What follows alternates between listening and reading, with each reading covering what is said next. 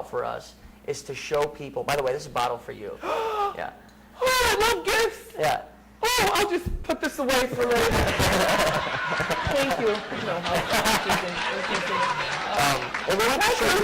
Thank you very much. Is it about someone that captures your eye? Is it their sensuous eyes or a beaming smile, or does a uniform drive you wild? Maybe it's a sense of humor or a unique accent that does it for you. What makes someone unforgettable? Stay tuned for this and more coming up next on Black Perspective. Great. Well, let's very quickly talk about some funny things that men say, because we know that sometimes they feel a little bit awkward when they approach us.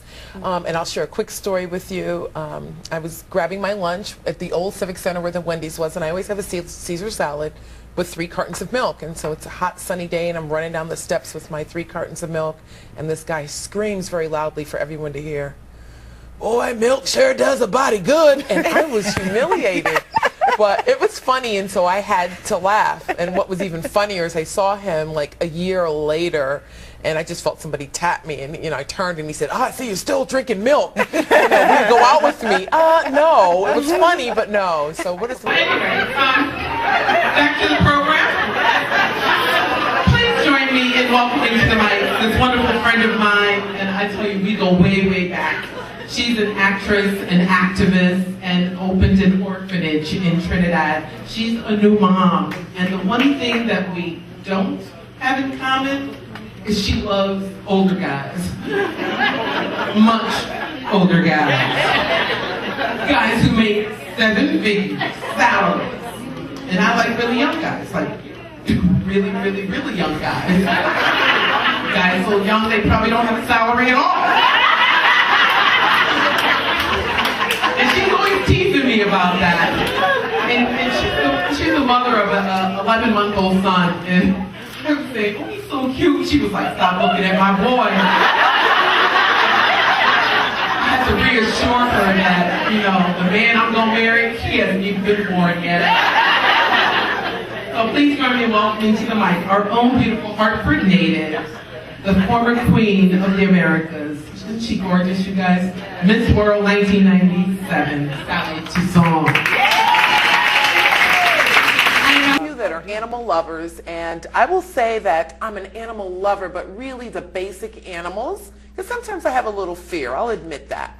But I'm really, really a dog lover, and I believe that dog is truly a man's best friend.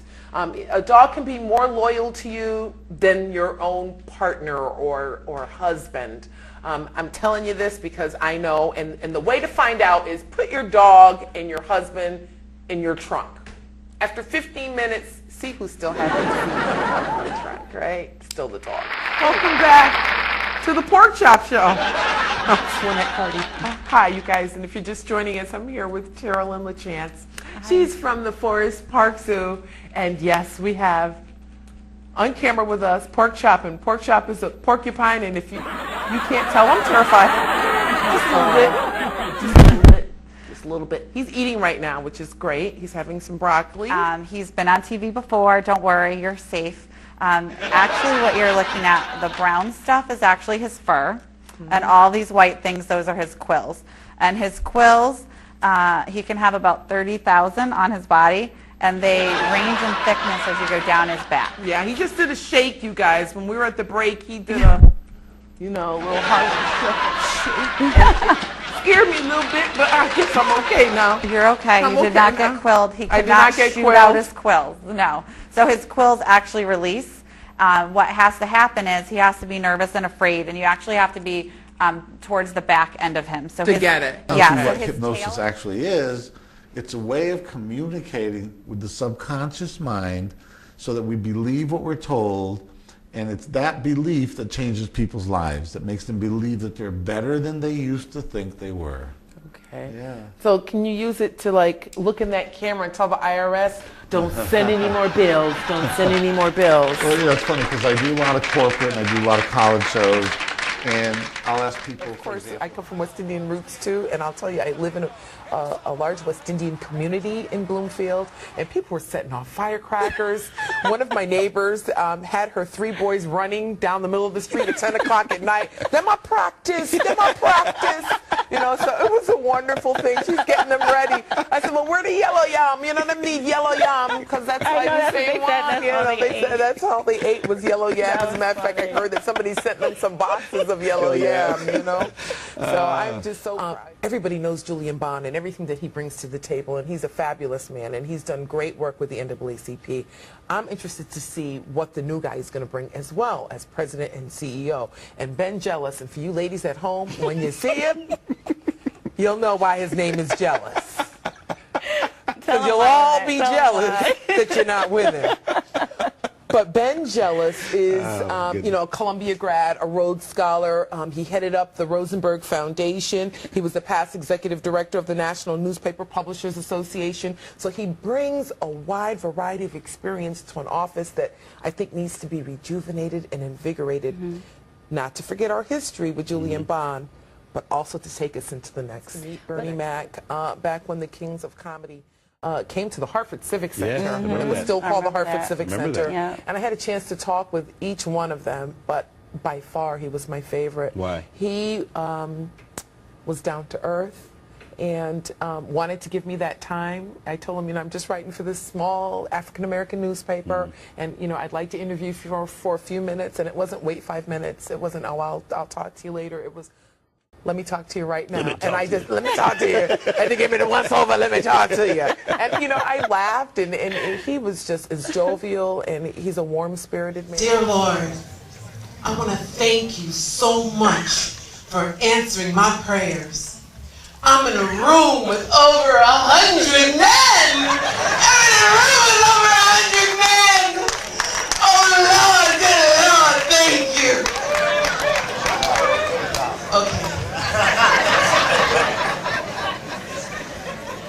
My name is Linnet Carty, and it's a pleasure to be here with you tonight. I prayed for a child, I never got one.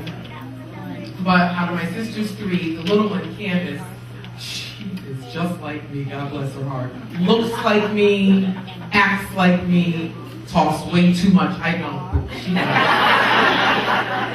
does. And she's around all boys. My sister's husband comes from a family of many, many boys. So their grandmother has 9 grand boys and just her.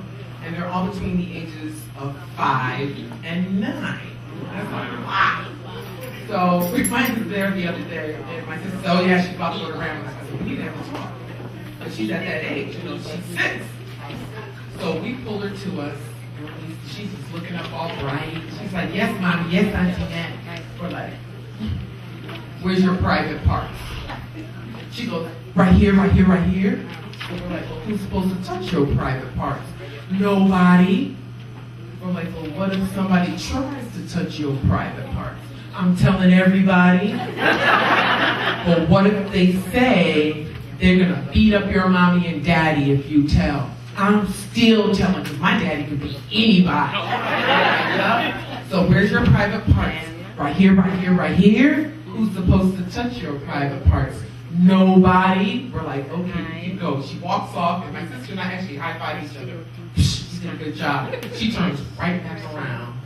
She goes, are you serious? But could I touch theirs?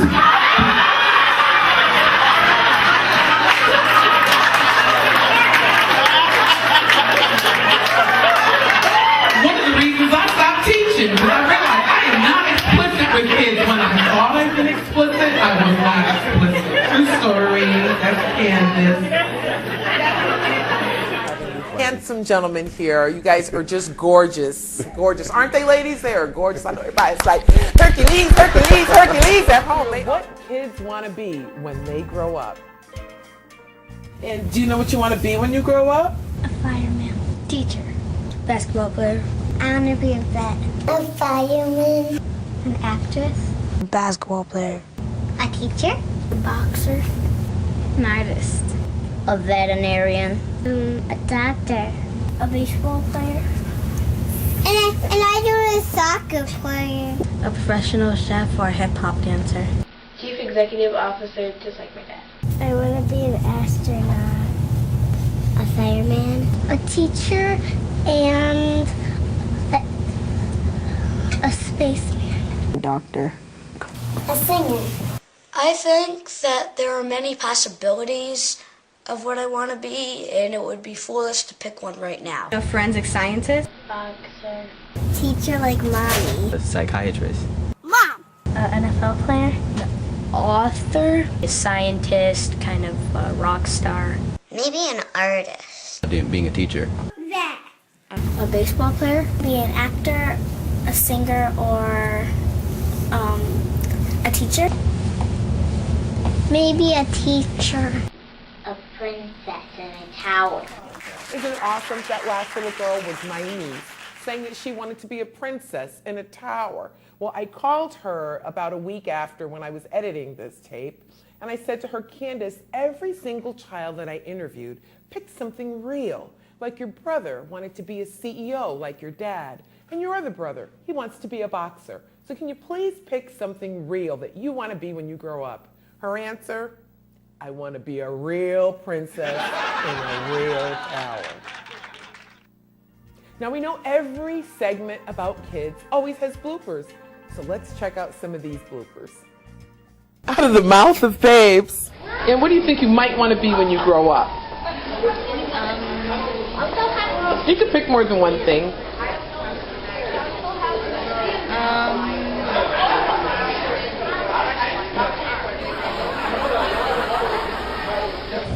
So Owen, tell me, what do you like about preschool? At school today when my mama picked me up, I had a little bit of rough because I had a little bit of rough day with the wood chips. Can you tell me something you like about your teacher? What do you like about your teacher? Today, when I was in school, my friend Andre had an accident.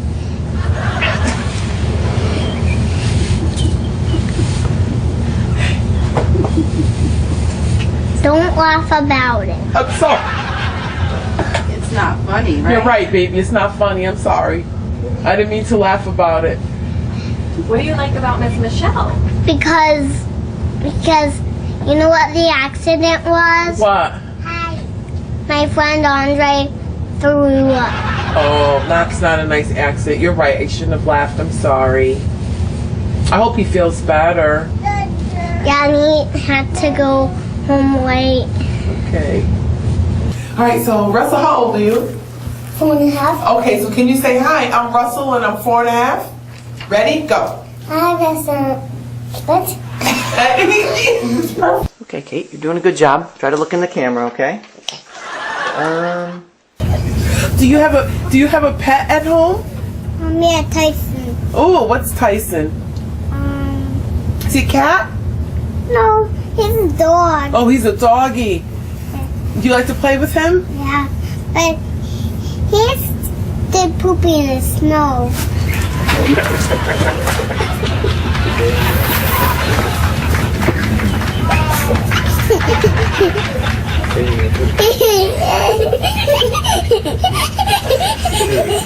Awesome. When I asked the young little man, Owen, about what he liked about his teacher, and he told us that funny story about his kid, another kid in his class throwing up, we laughed. We shouldn't have laughed, but it was hysterical. But you know what we really get from that is the fact that he loved the way that his teacher took care of his friend. That's all I'm done. Okay, And that's it.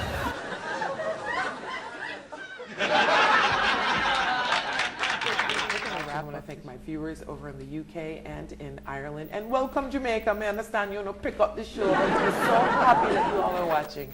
And you will see more of Lynette Carty Show in our next taping. Thanks for watching. And remember, I love you more than I love cook food.